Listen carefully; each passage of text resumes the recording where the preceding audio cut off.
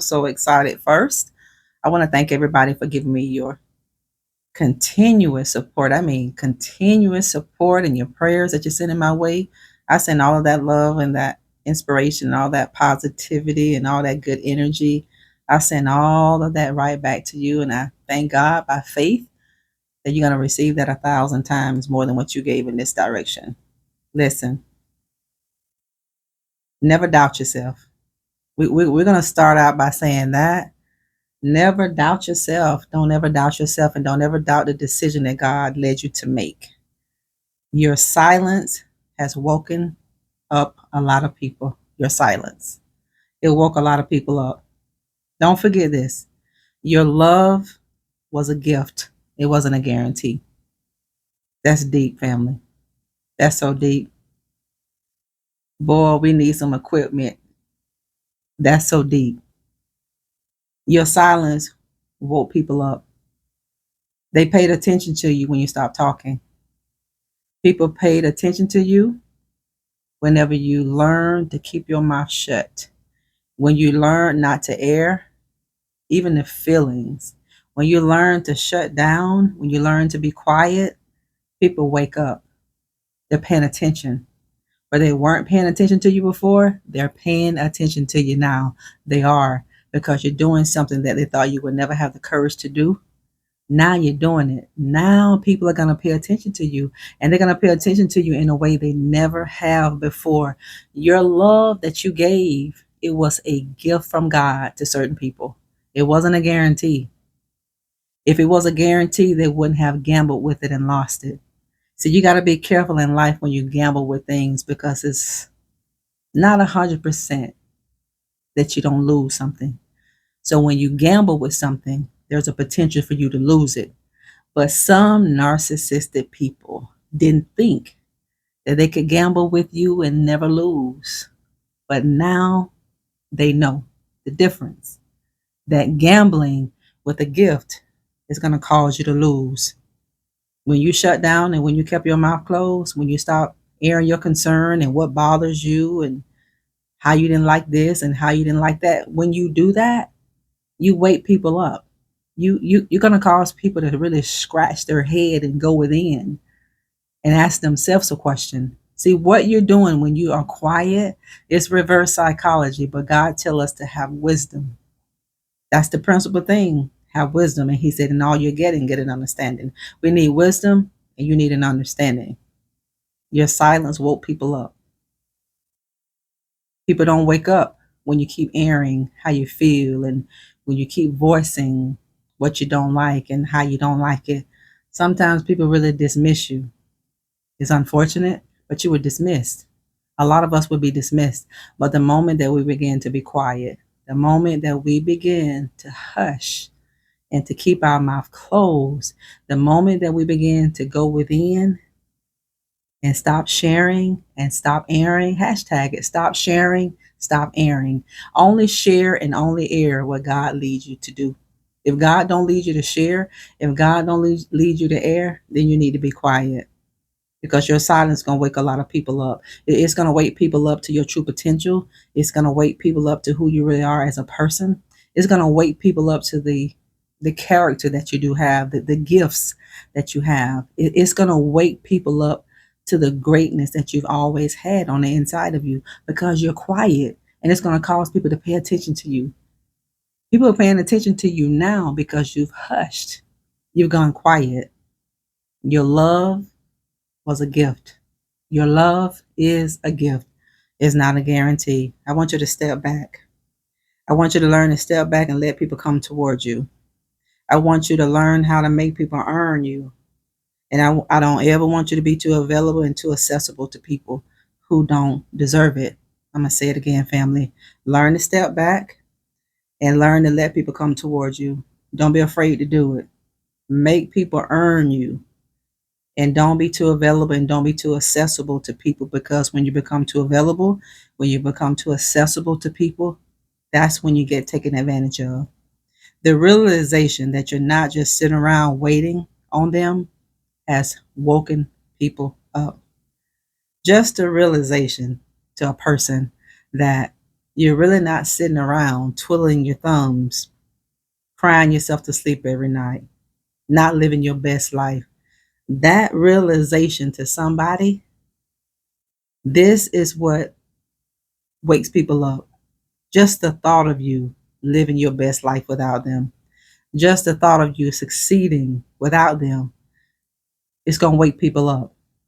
It's going to make people think about you more than what they want to think about your family, because you're not giving these people the reaction that you want. When you put yourself first, when you learn to put yourself above the chaos, when you learn to look at yourself as a priority and not an option, don't ever let anybody make you an option. Y'all hear me? Don't ever let a person make you an option in this world. No, don't do it. You are a priority, and you keep yourself there. You don't put yourself on a pedestal, but you have to know that you are the key. I tell you all the time, you're the key and you're the gift. You are. Your love that you gave somebody, that was a gift. And they learned through some valuable, hard lessons by losing you, not having you around, that it wasn't a guarantee. People think it's a guarantee. Even the love, even you as a person, the presence, what you bring to the table. See, when you become too accessible to people, when you become too available to people, especially if there is no equal reciprocity in that relationship, regardless of what kind it is, then that's when people look at you as less than, because they just believe without a shadow of a doubt, it doesn't matter what I do to this person is still going to be there for me. But you woke people up the moment you shut your mouth up. The moment that you were quiet, you shut your mouth up. That's when people woke up. When you stop complaining, when you stop trying to fix something, when you stop trying to chase it, when you stop trying to make it happen, when you stop trying to prove yourself to a person, you're going to wake somebody up. You have woken somebody up. You have awakened that person. How? Just by being quiet. Something simple, not complaining, just allowing it to be. That's what surrender is. Just letting it be.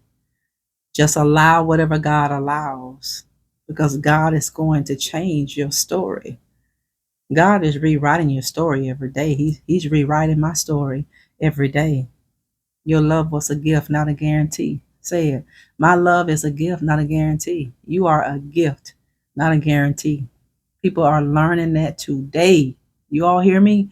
People are learning that today about God's chosen people. You are a gift, and they're learning you were never a guarantee. The love that you brought to the table was a gift from God, not a guarantee. But they gambled with it because that's what they're used to doing. See, we have to pray for people because they know not what they do. People didn't have a clue who they were sitting next to. They didn't. People didn't have a clue who they were in a covenant relationship with. When God give you a gift, you keep that gift. You honor your gift that God gave you. You nurture the gift. You feed that gift. You build up that gift, because it's not a guarantee. Because if you don't do what you need to do with the gift, guess what? You're going to lose it. That's a lot of your testimonies. You gave everything you did, everything you had. You gave all of you and everything that came with you as a gift. And people thought it was a guarantee. So step back. May be difficult in the beginning, but just step back. Have some confidence in yourself. Take a deep breath. Step back and let people come to you. Let people come towards you. Let that blessing come towards you. Make people earn you. Make people earn your presence. Your presence isn't for everybody. Remember that too. Your presence is not for everybody. And don't ever be too accessible. Don't ever be too available to people. Because I'm telling you, the realization of you as a person, not wasting your life away because somebody left your life and broke promises to you, the realization that you're not sitting around wasting your life away is causing people to look at life differently. The lens that they used to look at life out of, they're no longer looking at life out of that lens. They're not, because you are a big blessing and you've come to learn.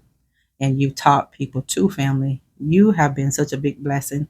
But I'm telling you, a lot of you are going to be a lesson to a lot of people. Just like people, when they come in our lives, family, we go through all this heartache and heartbreak and all this trauma, the pain, the distrust, the manipulation. We learn too. We learn through all of that bad stuff too. You are a gift. Your love that you gave so selflessly is a gift, and it was a gift to a lot of people. It wasn't a guarantee. They see it now. How can they see it now? Because you're not there. They don't have access to you. You're not available. Don't be too available and don't be too accessible to people, especially if you're not gaining equal reciprocity in whatever relationship that you're in. Life is about give and take. Just like we have polarities in life, sunshine, rain, everybody want to be blessed, but nobody don't want to go to a test. No, family, life don't work like that. We have to have different seasons in our life. We have to. But we're going to learn through every season, and God will bless you through every season. But your silence, I'm telling you, boy, when you went quiet, when you stopped talking, when you stopped sharing, and when you stopped airing all those concerns to certain people, they woke up. They were sleeping. They're no longer sleeping because now they understand you were a gift and you were never a guarantee. And this is when people will regret gambling with you. They gambled with you and they lost. They thought they never could lose you. You can lose anything that God gives you if you don't take care of it. I don't care what God has for us. Yes, it is for us. But if we are not a good steward over the people, the marriage, the money, the cars, the anointing on our life, the gift, the talent, if we don't do what we need to do with it, you can lose it. You can. You don't want to lose what God give you.